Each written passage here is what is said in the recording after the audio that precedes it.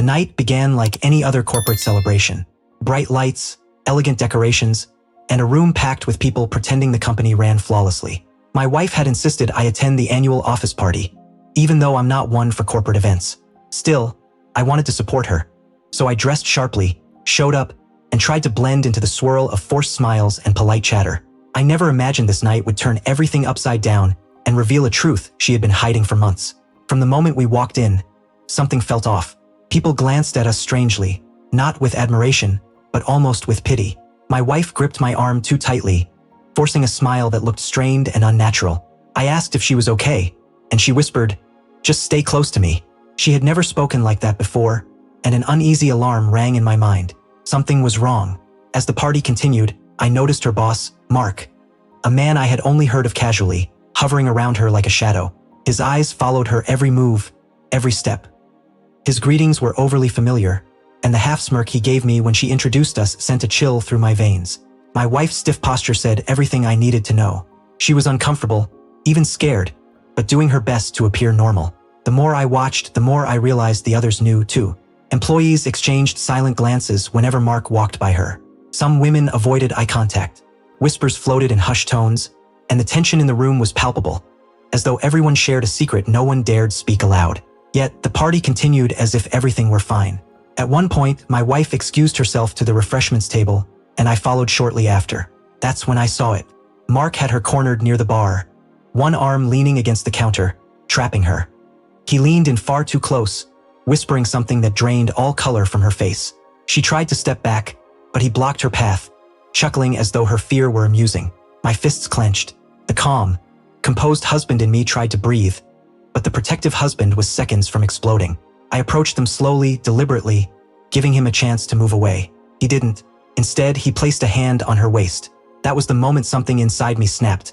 Not in rage, but in calm, unshakable certainty. I reached them, took his wrist, and said in a voice so steady it made him flinch, "Take your hand off my wife now." Every conversation in the room stopped. Heads turned. The music faded into background noise.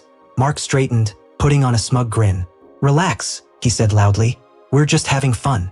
But anyone who looked into my wife's terrified eyes knew the lie.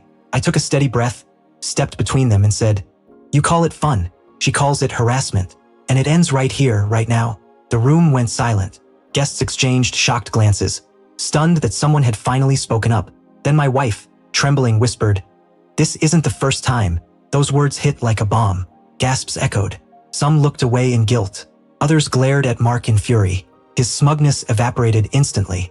He tried to deny it, stuttering about misunderstandings and jokes, but no one bought it.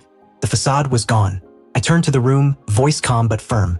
"How many of you have seen him behave this way? How many stayed silent for fear of losing your jobs?" A few hands fell. A few heads bowed. One woman murmured, "All of us." Another added, "He's been doing this for years." Then, like a dam breaking, stories poured out. Mark tried to talk over them, insisting on his innocence, but no one listened. The courage had spread, and my wife's quiet truth had freed everyone. The party had become a courtroom, and Mark, once untouchable, now stood exposed and cornered. Then the unexpected happened. The regional director, someone far above Mark, stepped forward. He had observed quietly the entire night. Without a word, he pulled out his phone, played a video, and projected it on the screen behind the stage. Footage from office cameras showed Mark harassing multiple employees, grabbing, cornering, touching them without consent. The room gasped. Women cried openly from relief. Men clenched their fists in anger. Mark's face drained of color. The evidence was undeniable, public, and loud. My wife gripped my hand, tears streaming. Not from fear this time, but from finally being heard.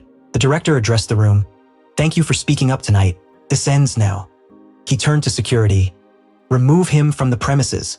Mark resisted briefly, but security escorted him out while the room erupted. Not with cheers, but with a heavy, emotional silence. Employees gathered around my wife, thanking and comforting her. I wrapped my arm around her shoulders.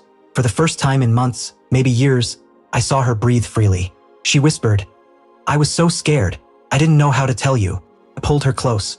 "You never had to face this alone. Not while I'm here." The party didn't continue that night. Instead, it became a healing space. Employees speaking openly, sharing experiences, supporting one another.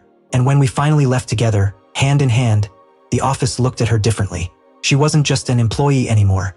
She was the catalyst for change. And I realized something essential. Protecting someone isn't always about fists. It's about standing firm with truth, calm, and courage strong enough to shake an entire room.